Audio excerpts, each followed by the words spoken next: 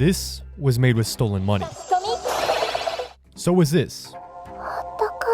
These anime right here were funded by $1 million of swindled cash. But how does a studio go from being a literal anime sweatshop to creating masterpieces like this, this, and this,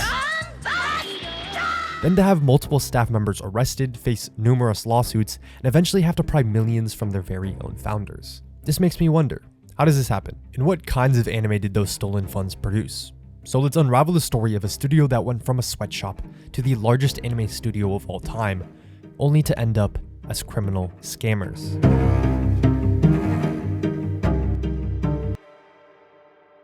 In 1981, a science fiction convention was held, and it would surprisingly alter the future of Japanese animation forever. It gave birth to a successful animated short made by 3 ambitious and certainly mentally ill film students. However, these guys knew this wasn't the peak of what they could make, and after tasting a lick of success and adoration from many sci-fi losers, they craved to make a huge splash in the animation scene, which paved the way for the sequel of Daikon 3, named Daikon 4. And with a bit more recognition and funds to work with, they expanded their team from just a 3-person staff to a crew of 12 animators. However, this next project was quite literally forged by the blood, sweat, and tears of these passionate basement dwellers. Now, I'm about to say something that might sound a little bit absurd, but I mean it with 100% complete sincerity. One of the members described working on Daikon 4 as an actual anime sweatshop, but it might be difficult to picture what that exactly means. So here's a 100% accurate, one-for-one copy of what that looked like.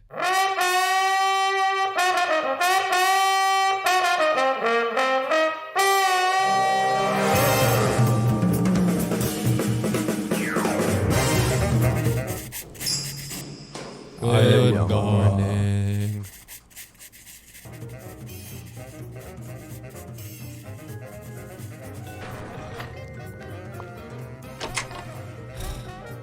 Locked in again. God damn it, man. My hand fucking hurts. It's so hot in here.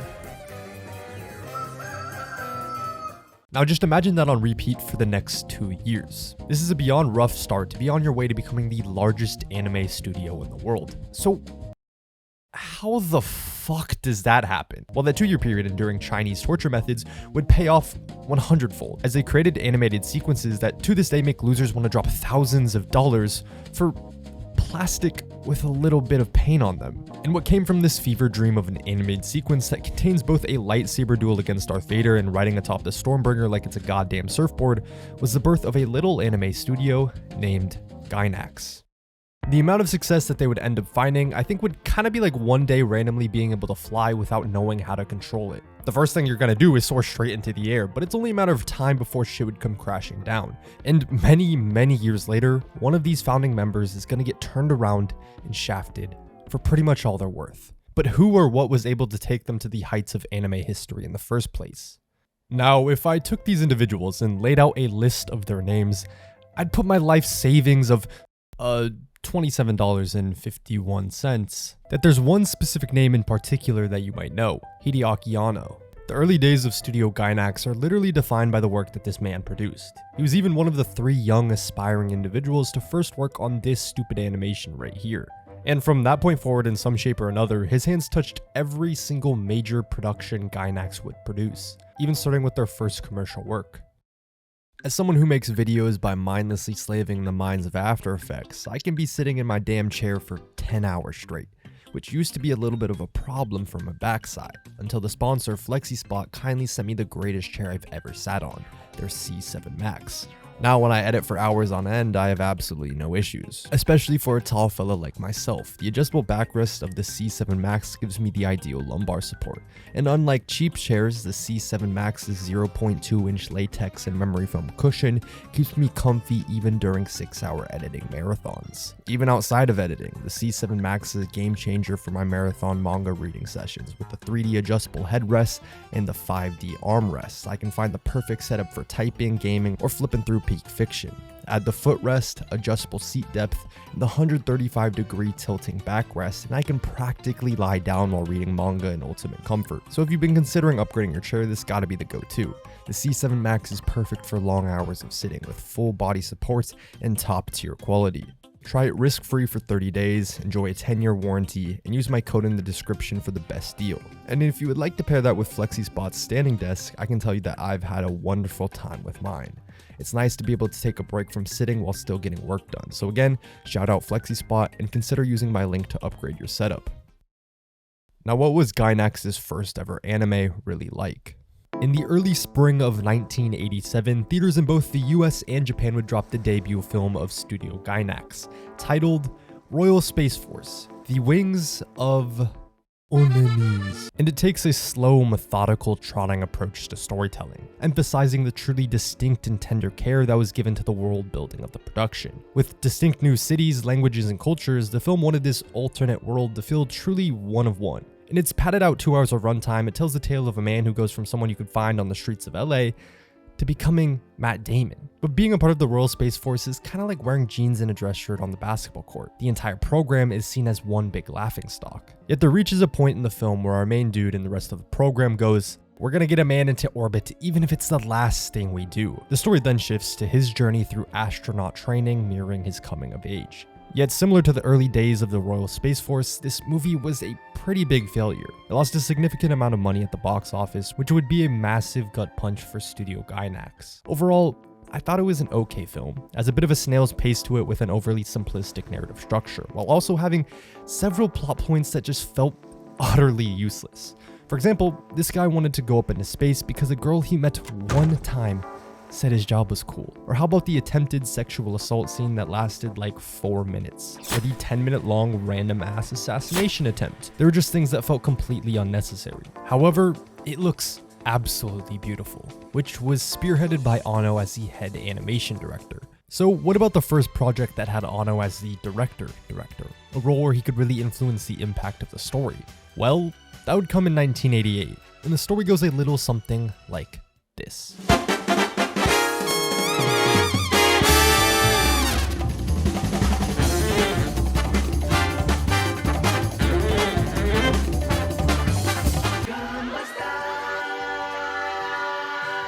So you take women, put them in mechs, throw them up in space, fight aliens, and you get something that's fucking awesome. And something that started here and is a continuous trend is that Gainax is somehow able to make me like mecha. For me, mecha is one of my least favorite anime genres, right next to isekai and the one that should put you on an FBI list for watching. Yet, somehow each time I watch a Gainax made mecha show, I actually like it. And it's how they write the stories, ensuring it's not just about the mecha.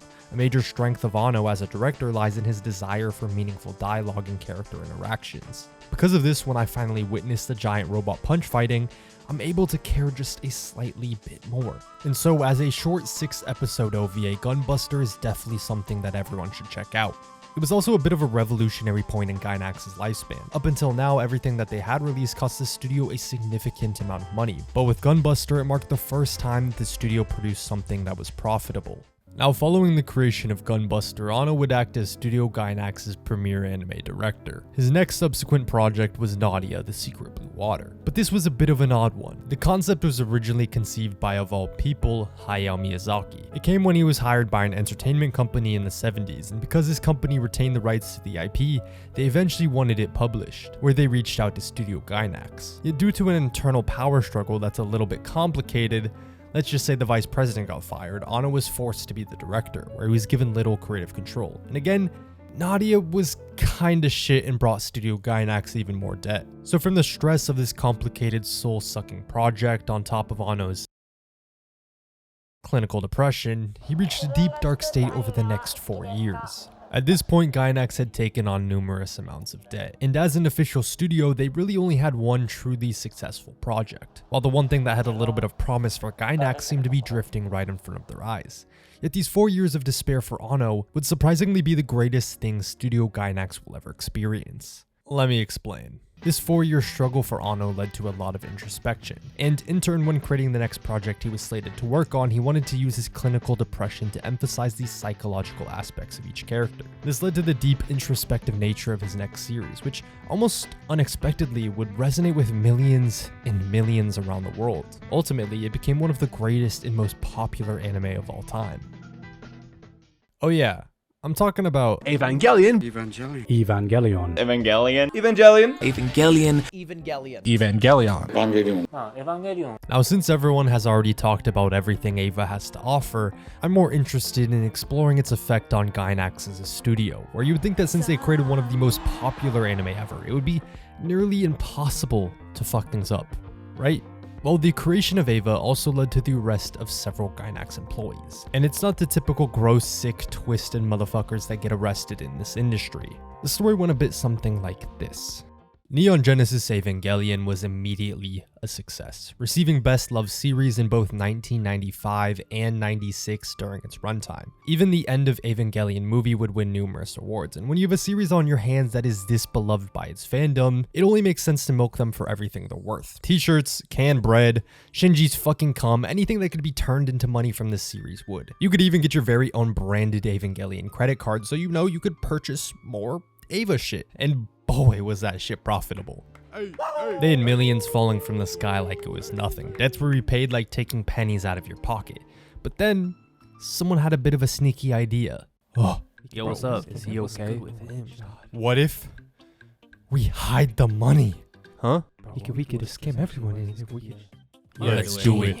The genius team of higher-ups had a foolproof plan. Or so they thought. If you don't know, animation studios often contract others to help out with the work. So when it came time to pay out the animation expenses, here's where the master plan was on full display. Hold up, why don't we just do this? They would then withdraw this amount from their accounts, pay the original 10%, and keep the remaining 90% as cash. And if only it were that easy to get away with tax fraud. Obviously, this would never fucking work. And in 1999, they were found out. And it was revealed that they concealed over $10 million of income. And it's just like, what are you doing? You were handed the greatest anime of all time thanks to Hideaki Anno and the brilliant animators, yet as someone merely managing this studio, you squandered all of the good fortune that was shit right into your lap. But the craziest part is that a fuck up of this magnitude only primarily affected two people, Gainax president Takashi Sawamura and tax accountant Yoshikatsu Iwasaki, who were both arrested. At the same time, it makes a little bit of sense. As a studio, they constantly encountered financial failure after failure, so after having something that finally took off, it would make sense to want to keep some funds away for the future. If only they did it in the right way. However, Neon Genesis Evangelion remains a titan in the annals of anime history, regardless of the incompetencies of the higher-ups. And this scandal would really just be a bump in the road for the next decade of success that Gainax would experience. It made $1 billion by 2007. So why the fuck do they end up stealing a goddamn $1 million?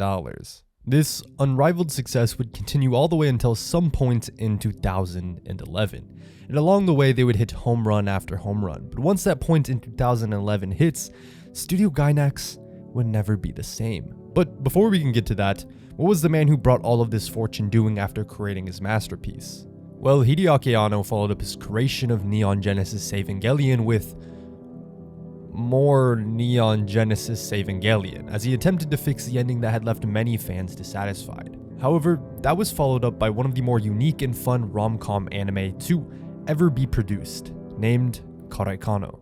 The story follows a seemingly perfect high school girl, and Arima, her equally flawless classmate. But it's all a facade. She puts on this egocentric charade to appeal to those around her, but when she's at home, she's stubborn, spoiled, a slob, and studies relentlessly to maintain her flawless image. Reminds me of myself in high school. But something happens. Of course, something happens, where she drops her guard for just a moment and her true self is revealed to the one person she least expected. This pivotal moment brings them closer, setting the stage for their relationship. Now that setup frankly sounds like I asked ChatGPT to write me a synopsis for a rom-com anime. Let's see. Write me a brief synopsis about a basic high school rom-com anime. High school rom-com, two students. Couldn't be more different. Yep. Honor student. Quiet. Yep. Yep. Sparks fly as heartwarming as they uncover hidden sides and share dreams. Blah, blah, blah. Yep. Basic ass story outline. Okay. Yeah. It does sound kind of boring. So the only way to truly see what makes it so great is by doing a side-by-side comparison with the manga to show the flair Gainax would bless the series with, which can immediately be seen on the 3rd page of the series. While her fellow classmates are doing tricks on her shit like there's no tomorrow, Miyazawa reveals her true nature for the first time. This is how it's done in the manga. A quick black box followed by her inner monologue. And they turn that into this.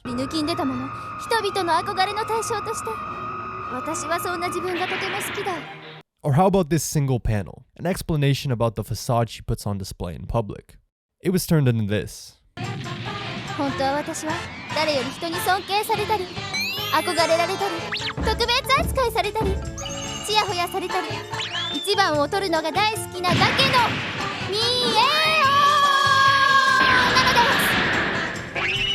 This is what makes this series so great. The liberty that Anno took with the direction is brilliant. He really added his own unique Anno flair to it, specifically by altering the tone of the series by really emphasizing the comedy in the most absurdist, over-the-top ways possible.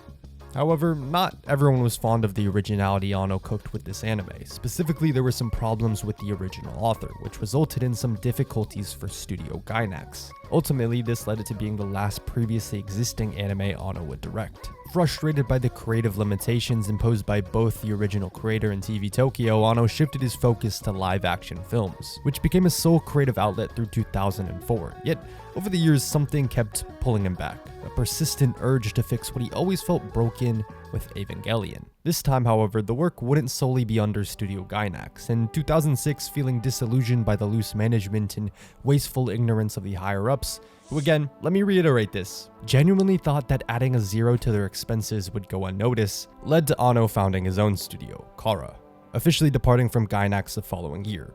His goal was clear, to distance himself from the inevitable sinking ship he once called home. Now with Gainax's golden boy out of the picture, what would their next steps be? Would the studio start to crumble without the man who had brought them so much?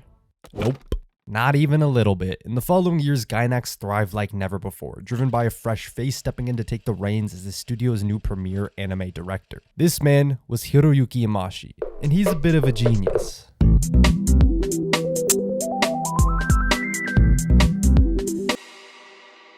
He has a fast-paced, punchy animation style that makes me sit in my chair like a goo goo gaga baby saying shit like, I like that. In 2007, immediately after the departure of Anno, Gainax would need to hit a grand slam home run to keep its momentum going. And they would do exactly that, when Hiroyuki Imaishi directed Gurren Lagann. The Earth's surface is entirely abandoned. Humans have been driven underground, constantly threatened by massive earthquakes. Here, in a small village, lies two individuals, Simone, an unassuming timid worker, and Kamina, who is an eccentric, brazen individual with a single goal in mind, that being to see what's up on the surface, where he encourages Simone to join his crew to achieve his dream. Yet, shortly after, an earthquake occurs, but it's not a normal earthquake. A giant fucking robot bullhead falls through the damn ceiling, causing chaos in the village, and it's here that Simon has a bit of an idea. Remembering a similar looking metal head he stumbled upon while working, he brings Kamina and Kobe to its location where he's like, "Hey Kamina, I know you can mess up that robo's ass." However, Kamina insists it's not his job to defeat the beast. That task belongs to Simone. Kamina's unwavering belief in him is exactly what gives Simone the confidence he needs, where they both defeat the mech and see what's on the surface for the very first time, while also learning about the true nature of the world, such as how humans have existed on the surface and how numerous other villages are trapped underground in ignorance just as they were. It goes on to tell a fantastic tale about humans conquering these alienoid mecha creatures, led by Kamina, Simone, and the team Daiguren.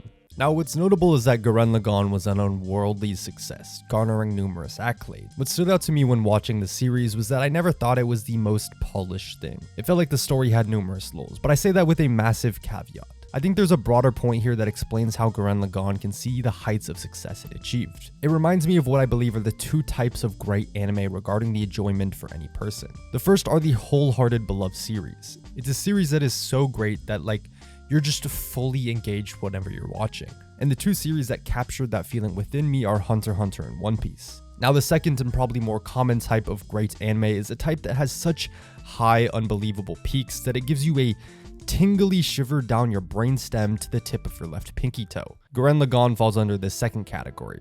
I didn't love it 100% of the time. Fighting the 10th bullhead or fighting this fucker for the 5th time got a little repetitive to me. But when the series hits its standout moments, they rank among the greatest in all of anime. And to illustrate that, let me tell you how I prepared myself to write about Gurren Lagann for this video. Tired, bored, and motivated, wanting to make more progress on my script that has taken me way too damn long, I sat there staring blankly at my computer. When writing, I have a bit of a ritual. I go from YouTube video to get my brain juices flowing the way I want. I then reread my script over and over to see if any more magic comes from my brain, and along the way they would hit home. But this time none of that was working, so I decided to do something a little different.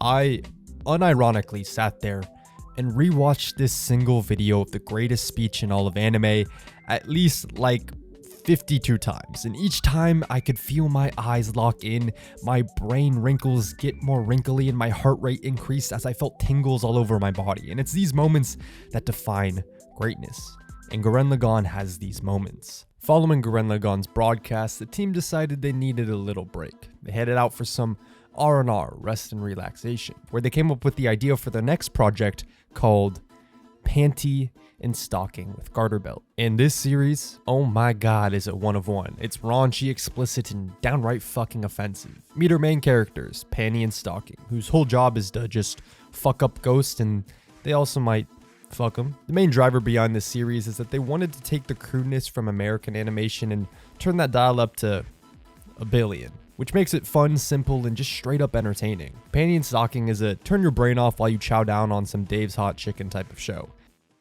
Up to this point, this entire video was to understand and contextualize what has happened in Studio Gainax's lifespan, how they're able to start from absolutely nothing, working in terrible conditions, and create numerous amazing series that to this day have undeniable staying power. But following the creation of Panty and Stocking, Studio Gainax would never create something of their previous caliber. No more Gunbusters, Evangelions, Fooly Coolies, Gurren Laganns, or even Panty and Stockings. It would be a long drop to the very bottom. The only way they could financially recover was by stealing over $1 million from the man who had brought them so much.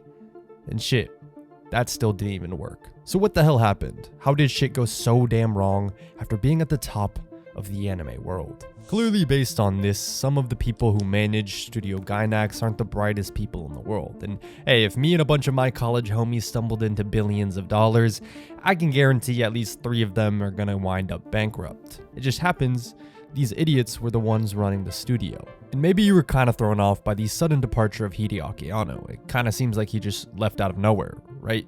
Like, why wouldn't he just keep making Evangelion with the studio he founded? He knew way too much.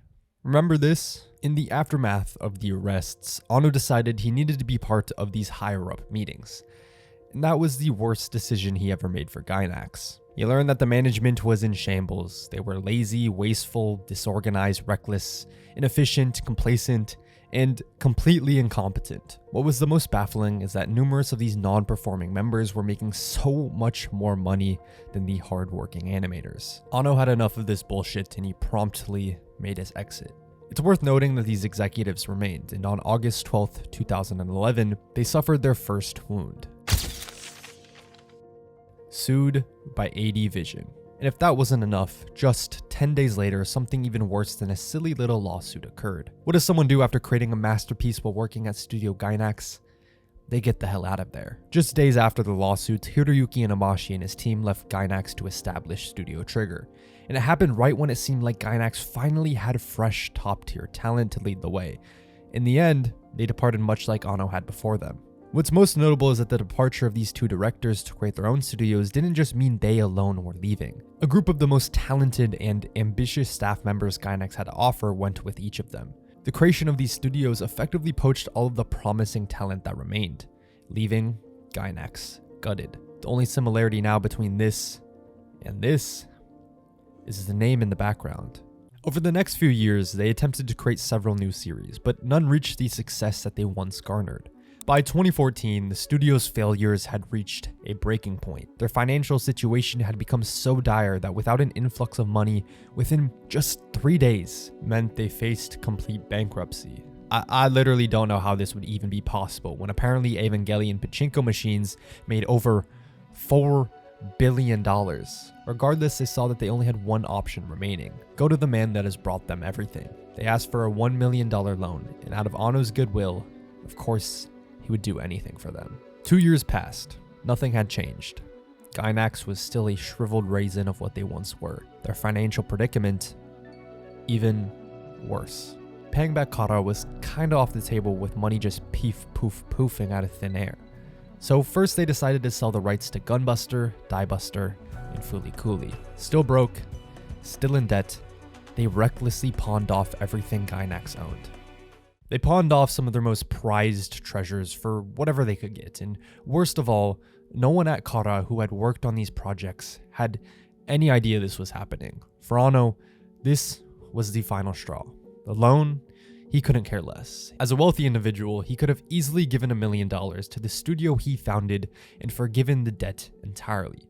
But discarding the precious materials that he and his team had poured blood, sweat, and tears into, that was unforgivable. Gainax was promptly hit with their third wound. Sued by Studio Kara for the unpaid loan and also unpaid royalties they agreed Kara would earn from projects that Anno had worked on. They stole $1 million from the very man who had brought them to the very peak.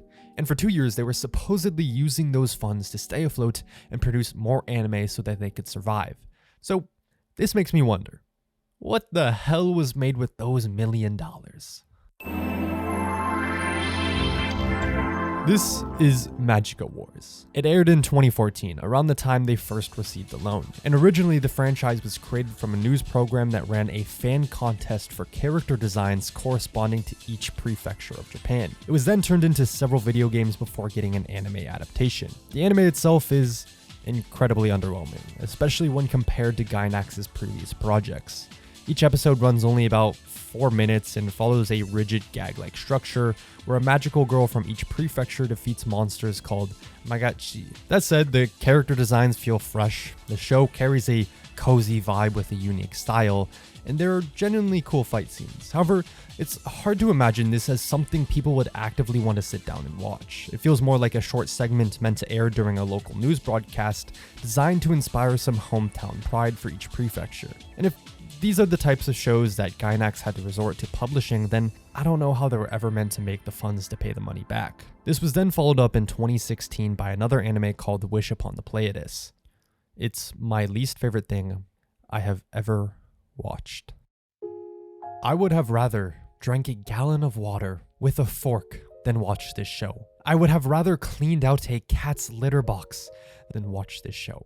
I would have rather watched paint dry on a wall than force myself to watch this show. This was the last anime Gainax would ever make. And as the final hurrah, the anime they made was an ad for Subaru. An ad for fucking cars. This anime essentially follows 5 little shits. They all have magical powers that are never really explained, and they fly around on broomsticks to collect some orbs. And I actually had to look this up after a couple episodes because I genuinely had no idea why they were doing this, but apparently they're collecting these orbs to send this punchable blob back to its home planet. What's so painful about forcing yourself to watch this is the fact that it follows the same damn structure every single episode. The girls start off doing some random task, which is then followed by the main girl having an emotional breakdown every single episode. And afterward, they try to find some orb while some guy inevitably shows up and tries to stop them. It is completely mind-numbing, and I had infinitely more enjoyment watching this, which was made by 3 people. And do you want to know about the ad placement? Well, the main character's name is Subaru, and the sticks they fly on make car sounds. That's it. Honestly, I would have rather watched these anime chicks drive around in a terrible CG Subaru than whatever the hell they did in this show.